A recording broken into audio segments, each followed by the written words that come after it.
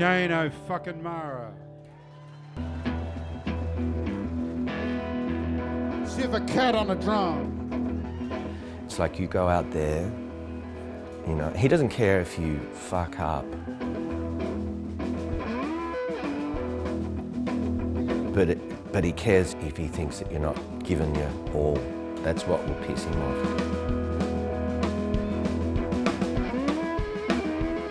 That conscious decision of like playing that show like it is your last is a really great maxim to embrace the live situation.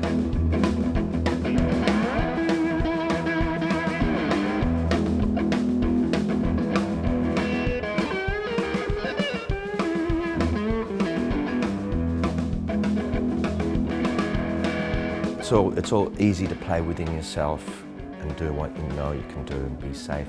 Like I'm saying, like with the record, Love Continental, if we had known that was recorded, I think you would have played within so you wouldn't fuck up. But it's, you know, it's only sort of clicked recently for me that you have to take risks. You have to just go out there and do what you do as best as you can to the best of your ability. Way out the house I live in is a bit on sand. Sold the house from another man. Yeah, I'm living in a hard, hard land. Playing music live,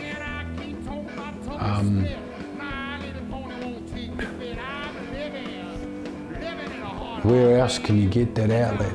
It's always instantaneous, it's spontaneous, it's often hilarious, sometimes it's rotten.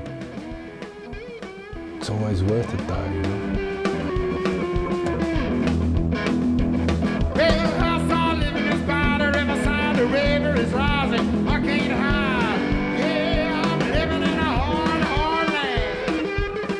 All the tricks that they use, got laughing at home. They're talking in here when I'm not at home. Yeah, I'm in a hard land. Get tired.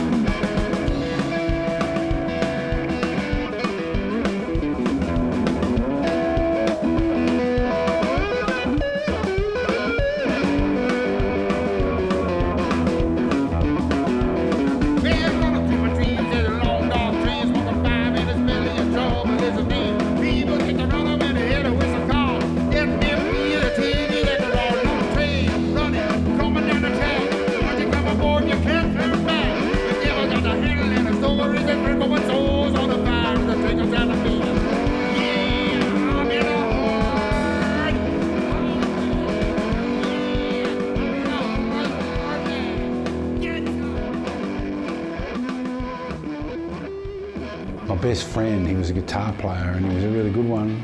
So we were about 15 or 16 and he had one of those long harmonicas in the drawer and he gave it to me and I put sticky tape over one of the holes. I started learning classical guitar pretty early, when I was about 13, I think. Yeah, I remember it was a Hohner marine band.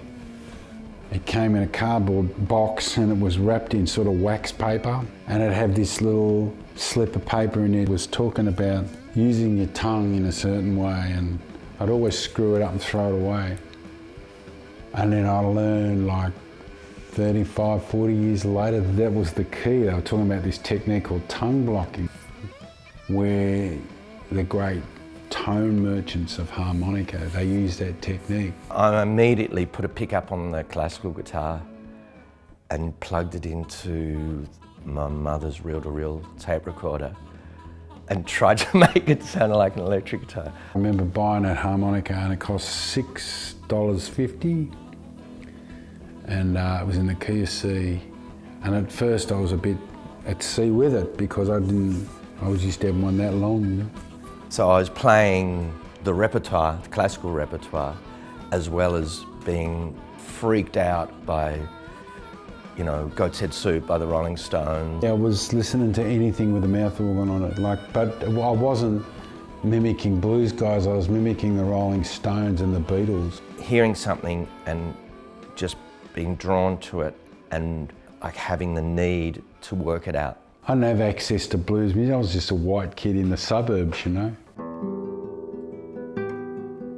I think my parents were sort of had realised, you know, he's a goner with all this music caper.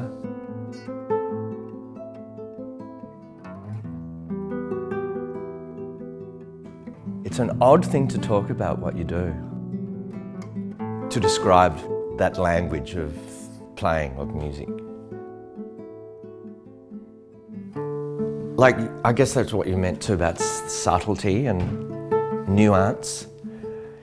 It's the more you get into your craft, the more things like tone and that becomes more important. In the early 70s, there was a sort of underground music paper in Melbourne called the Daily Planet. Broderick Smith had a music column in there about blues stuff. And he'd talk about these guys, Little Walter, Sonny Boy Williamson. I go, well, who the hell are they? When I think back into the formative years of when you first heard certain records and how mesmeric they were. But there was these record shops in Melbourne, they called them cutout shops, and they'd have bulk consignments of albums that nobody sort of wanted, and they'd always have a cut, like the corner of the album cut off. I was a member of the World Record Club, is that what it was called? So you could order records. And I went in there one time and there was Little Walter and Sonny Boy Williamson all on chairs. I thought, oh God, and they were $6 each, so I grabbed Little Walter and I grabbed Howlin' Wolf and I took them home and put them on and they just blew my mind, you know? Like, this is what he's talking about. Back in the day, you know, we had to wait for the vinyl record to be released. And I can remember, like, say, getting A Knot Is As Good to Wink to a Blind Horse, as a wink to a blind horse, in the post and opening it up and thinking, that's really weird, these sort of stuffed animal cover and little dolls and things. But it became this sort of whole mystery thing. Or when getting Led Zeppelin 4 for the first time and thinking, what the fuck is this cover about, you know? And then actually putting that on and playing it and just this sort of incredible sound. Like the Stones and they're great, but wow, this guy, Little Walter and Howlin' Wolf is like he's from another planet. I didn't understand it all at the time. Go to messages. We've had some extraordinary experiences together, Shane and I, with music and spilling over into personal stuff, you know?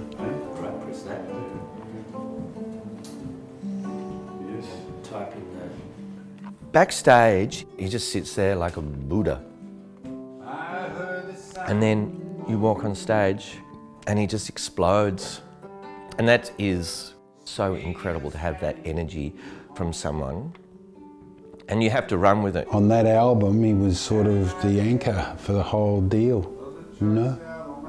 He knew the songs, he'd help me record them, he knew them inside out. He's a beautifully sensitive accompanist for a singer. And those sort of skills have moved across into his work as a producer, you know. He's able to get inside the skin of the people that are singing their songs and help them make them better than they would be otherwise, you know. All performers are different, but with Chris, it's like he unleashes something. And he doesn't do anything by halves, you know. His heart and soul is in every single note he plays. They leave their bloody tracks along the paths they'll travel. He's a big man, but he's a gentleman. I see, yeah. Oh, you gone.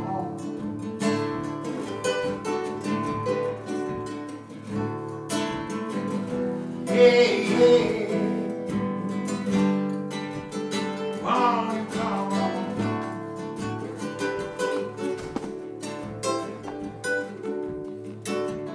I love what I'm doing. I do. I genuinely love what I do. I've got no regrets about it at all. I just love the way that it is, and I think I've had a really, really good run. I don't think it's over yet, but I just want to thank you for coming down tonight. It's wonderful to play to more than 10 people. Doesn't happen to me that often. I won an award at the Cherry Bar last year for the smallest audience of the year. And there was nobody there. I once did a gig in Carlton at a venue. Nobody came and the barman left halfway through the gig. I thought it was like that philosophical question, if the mighty oak falls in the forest and there's nobody there to hear it, did it actually fall? And I thought, well, I'm going to answer that question, so I did all the songs I was going to play. Basically, I played with myself. And at the end, 2 people came in and I said, sorry, I've finished. So this is a real novelty for me. And it's a pleasure to be playing with Shane O'Mara.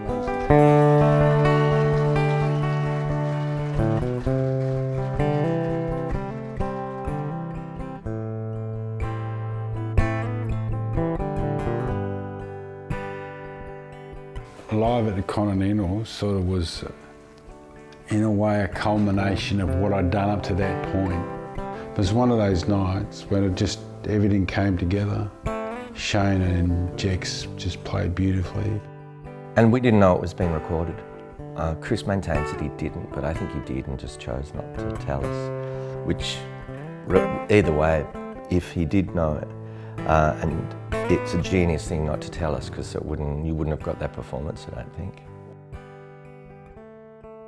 That was a really fruitful period for me. I was really in the company of really, really excellent musicians that put my musical well-being way above their own. Goddamn anticipation. I was incredibly fortunate, you know.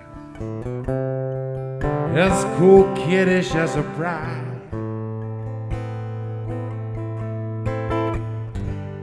Goddamn your sense of isolation. Your sense of hollowness inside. The Continental was a venue that was, like, it had an incredible history in there. Because I remember doing supports for Lucinda Williams the first time she came out here. You know, and there was just an array of international acts that went through there.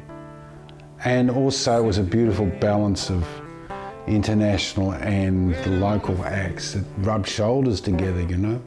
So it had, that room had a certain feeling about it where you really wanted to do your best. Take a look outside your window. A lot of those arrangements were very open, you know, not rehearsed. That's what became such a great part of the night. It was a seat of the pants sort of night that worked, and so there's a certain sort of energy in that, I guess. And also playing acoustic guitar and Hammond organ and grand piano was something that we had never done. So it was it was very fresh.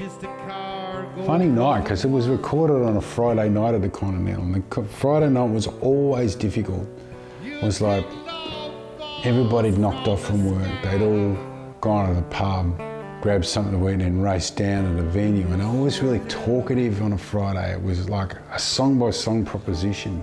You had to win them every song. One of the things that make that such a great album is that, you know, there were 3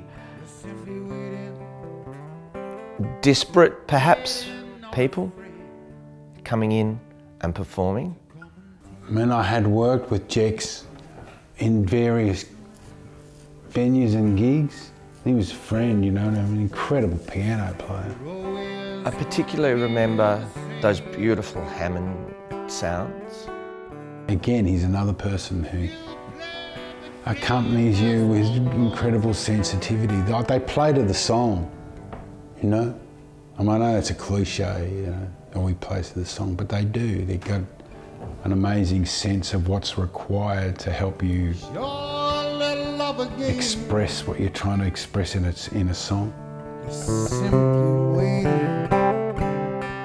waiting on a friend to come and take you for a ride.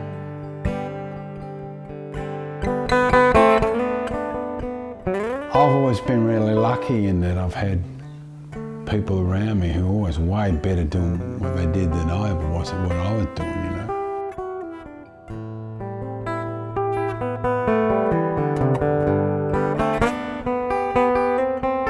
Of all the records I have been involved with, played on, recorded, by far Live at the Continental is the one most commented on by people. For some reason, it just resonated with so many people, and still does. It's always been a romantic pursuit for me, you know. Sometimes I get pissed off and jaded about it, but only because I love it so much, and it always renews. I've gone to play gigs feeling sick and come out feeling well. So it's restorative. It gives me a creative outlet that at the age of 60, when I look around me, I'm incredibly fortunate to have. They're gonna take you for a ride.